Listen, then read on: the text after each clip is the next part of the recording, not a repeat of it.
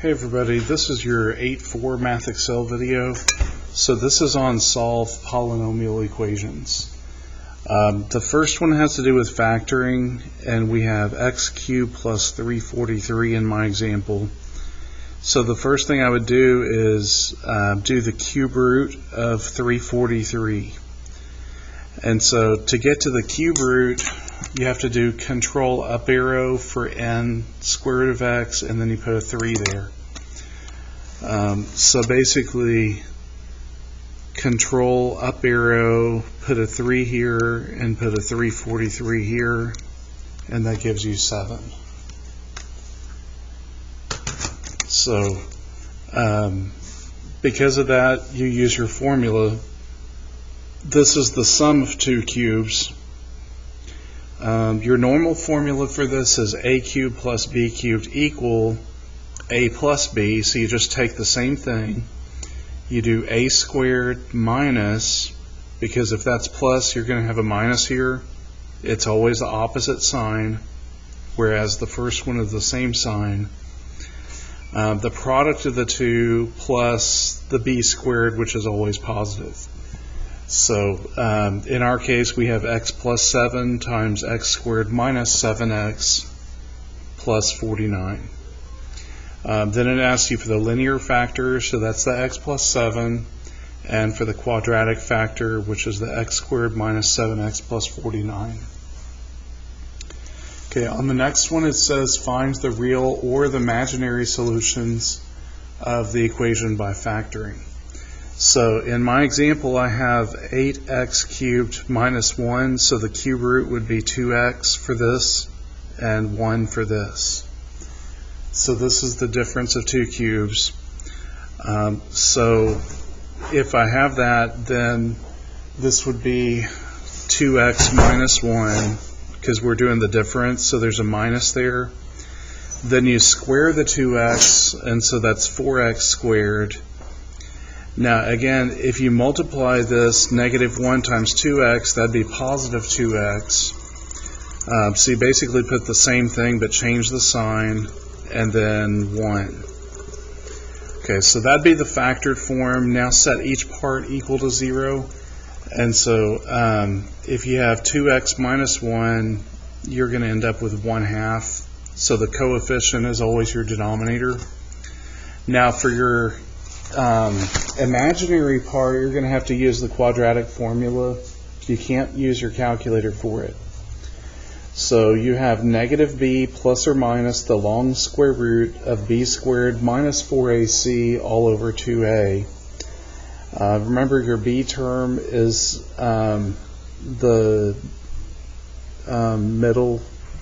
It's the 2. So basically on this example, we have 4x squared plus 2x plus 1. So that means a is 4, b is 2, c is 1. And so you're doing negative 2 plus or minus the long square root of 2 squared, which is 4, minus 4 times a, which is 4, times c, which is 1. All of that over 2 times a, which is 2 times 4. Okay, so if you do the underneath the square root part, that's 4 minus 16, which is negative 12. And the 2 times 4 gives you 8. From there you have to simplify your square root. And like we talked about before with complex numbers, if you have negative 12, you can get there with 4 times 3, except for one of them has to be negative. I'm going to make this one negative, so then we have 2 and 2. So that gives us 2, and because of the negative sign, we change that to an I, and then the square root of 3. So remember, when you're doing your factor tree, that you always look for a perfect square, like divide by 4, 9, 16, etc., in order to simplify your square roots. Okay, so now we're back over to here. We have negative 2 plus or minus 2i squared of 3 all over 8. So you can divide these. Remember, if your numerator is compound, you can divide it as long as your denominator is not compound. Like if your denominator has a plus or minus, it won't work. But here it will. You can divide both. So you get -1 plus or minus I squared of 3 over 4. And so that's your answer for that. On the next one, it says find the real or the imaginary solutions by factoring. This is similar to what we had earlier with the 343. So the cube root of 343 was 7. And since this is plus, we're going to have to use the sum formula. So that'd be x plus 7 times x squared minus 7x, because you basically multiply those and change the sign, and then plus 49. Now for your quadratic part, which is this, we know a is 1, b is -7, and c is 49. So there's your quadratic formula. And so you're doing minus a -7, which is positive 7, plus or minus the long square root of 7 squared. Well, actually -7 squared. Both of them are 49. Minus 4 times 1, which I'd never write, times c, which is 49. Now if you work out the underneath the square root part, you get -147. And what I did was I divided by 49 because I knew like all my numbers were related to 7. And so since 7 squared is 49, I figured out that 49 times 3 is what I could use. So then we break that up into 7i squared of 3. So you could have it as a long fraction with a big numerator, -7 plus or minus 7i squared of 3 all over 2, or you could break it individually into pieces, so it's -7 halves plus or minus 7i squared of 3 over 2. On our next one, we have w cubed minus 216, so the first thing would be do the cube root of 216, which is 6. And since this is the difference of two cubes, we put a minus here, we put a plus here, and then 6 squared is 36. So this step should be pretty easy for you as you get to know how to do this a little bit better. The next step is the quadratic formula, so we say negative at the first term, plus or minus that squared, which is 36, minus 4 times this one, 36. When you work out the underneath square root, you get -108, and break that up into, like, knowing 108 over 36 is 3. So this is I for the negative sign, and then 36 times 3. Well, again, we know the square root of 36 is 6, so this will be 6i squared of 3. Now we're going to divide that up. -6 over 2 is -3. And then this part, when we did 6i squared of 3 over 2, that really turns into 3i squared of 3. So that's our answer, -3 plus or minus 3i squared of 3.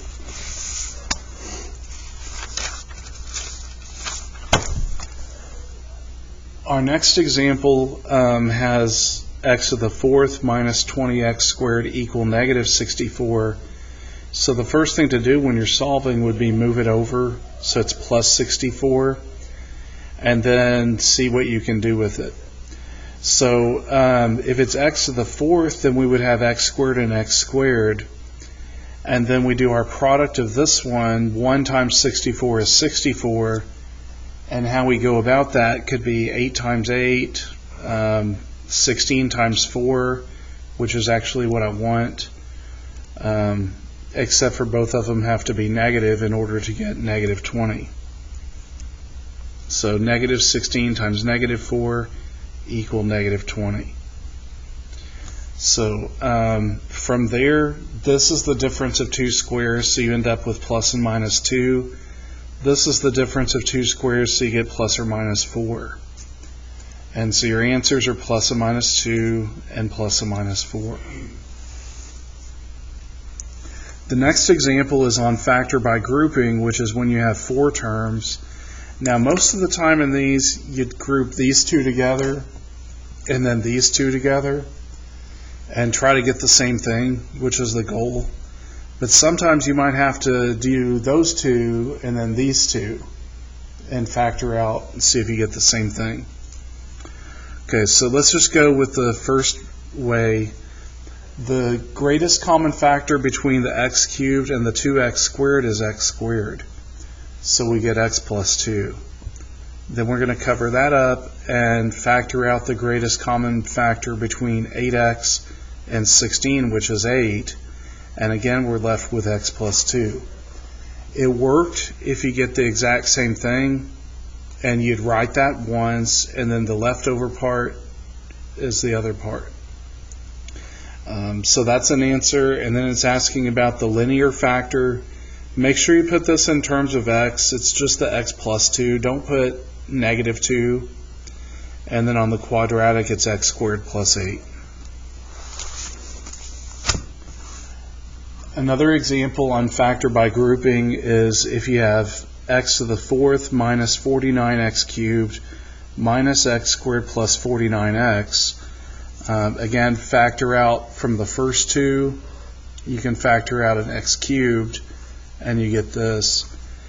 And whenever you have like a negative sign, you want to factor that out also. So then you factor out the negative x, and then you end up with x minus 49. Because if you didn't, and this were plus, you couldn't do your factor by grouping. These two terms have to match for it to work.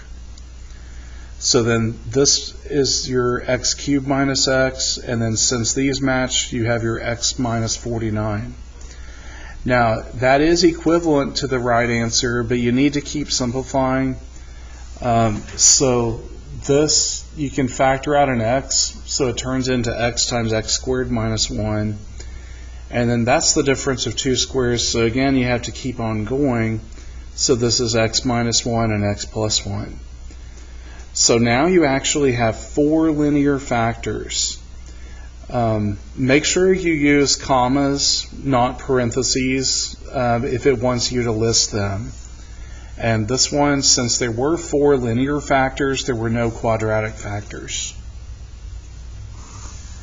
Okay, on the next one, you have the width of a plastic storage box is 1 inch, or actually 1 foot, longer than the height.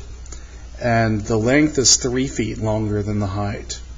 And then they tell you the volume is 140 cubic feet. So the volume formula is just length times width times height. So h is your independent variable because the others are based on that. And so your length is height plus 3 and your width is height plus 1. So that's just from reading the description. Because if it's longer than it's a plus. If it said shorter, it'd be minus. So now going back to your volume formula, we just have to multiply these 3 parts and set it equal to 140. Now, what I decided to do was hold off on the h part and just do FOIL with this, or you could even say distribute h times both of them and 3 times both of them and combine. So this would be h times h is h squared plus 1h plus 3h is plus 4h and then plus 3. And then we have to multiply that by h, and so it just bumps up the exponent by 1. Now we're going to bring it over to minus 140 and set it equal to 0. Now on some of these like this, it wants you to graph it, so make sure on the calculator you use x instead of h. And you want to find the X Intercept, which is the 0 of the graph. And so you get h equal 4 from graphing and getting the 0. Then you plug in 4 plus 3 to get your length and 4 plus 1 to get your width. So your dimensions are 7 feet by 5 feet by 4 feet. Length is always biggest. Okay, on the next one, it says find all the real solutions by graphing and use the zero of the graph like we did before. The next one says find the real or the imaginary solutions by factoring, and we have x to the fourth minus 82x squared equal negative 81, so we make a plus 81 equal to 0. Now, since that exponent is 4, that means there's 4 solutions. You could have 4 real solutions, 2 of each, or 4 imaginary. Basically, the reason is because imaginary comes in pairs, so it comes in 2s. So when we have our 1 times 81, that's 81, and we need our middle term to be negative 82. So we actually just use the endpoints, if you will, on this. So negative 81 times negative 1 is positive 81, because a negative times a negative is a positive. And then the sum, or the addition of it, like negative 81 plus a negative 1 is negative 82. That's how we know it worked. And so then from that tree, you can make it x squared minus 81 and x squared minus 1. So then eventually you end up with plus and minus 9 because you take the square root, and plus and minus 1 because you take the square root of that. So in my example, I did end up having 4 real answers. And actually it's 4 integers if you want to be the most accurate. Remember, an integer is a plus or minus whole number. Okay, on this one, you want a graph to find the zeros and rewrite it in the factored form.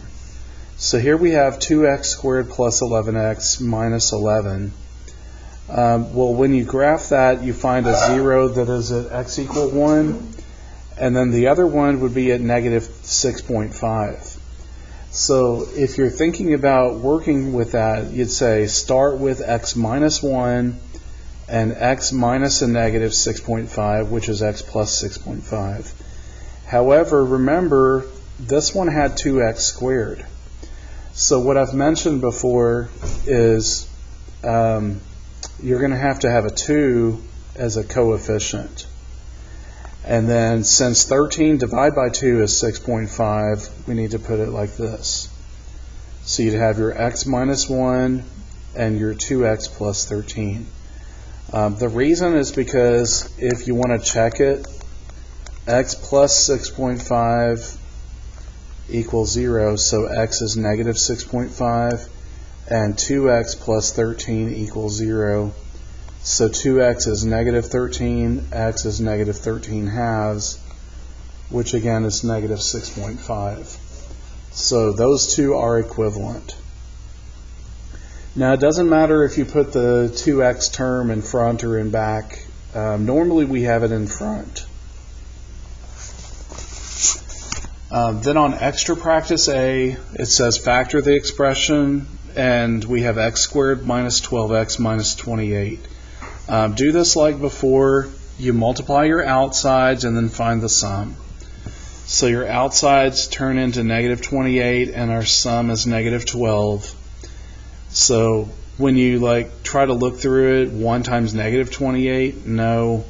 By the way, the reason I'm using a negative on this side is because my middle term is negative. So that means the bigger number between these has to be negative.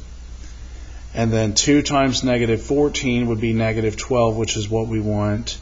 4 times negative 7 is negative 28, but you'd get a negative 3 here.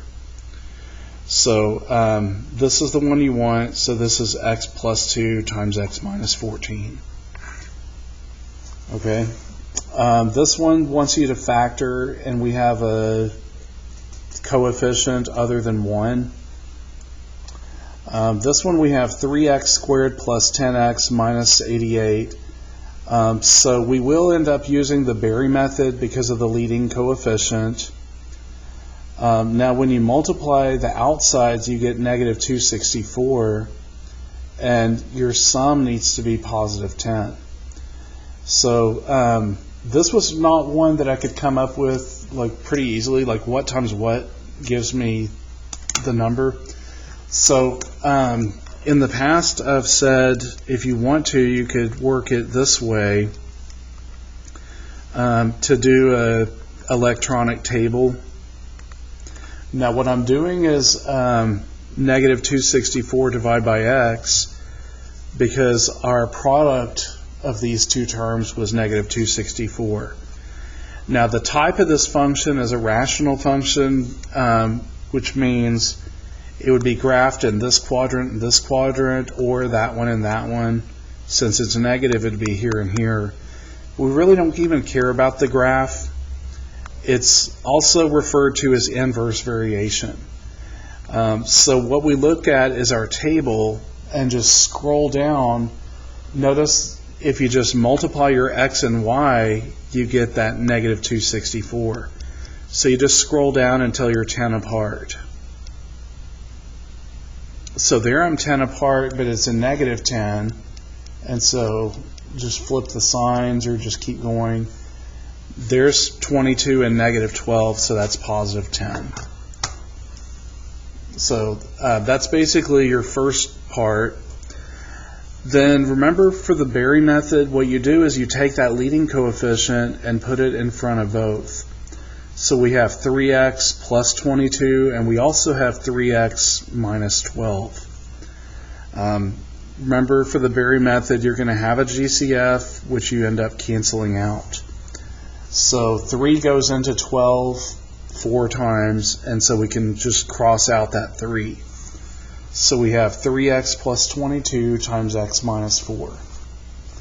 Now to check it, do this part, the zero product formula. Basically, if you set this one equal to 0, you get negative 22 thirds, and set this one equal to 0, and you get positive 4. And when you plug those into the original equation, you get the right answer. So this would be an example where if what you did was use your table. I guess let me do this a completely different way. If you wanted to and you used your table, we would have 3x squared plus 10x minus 88. You'd look in your table. Well, we know there's two answers right here. We don't know exactly what they are. But there I can see 4, 0. And so if you use your table and see 4, 0, then you could use your other method, which was synthetic division. And you'd use 4 with 3, 10, and negative 88. So again, this is just an alternate method, but for synthetic division, it involves addition.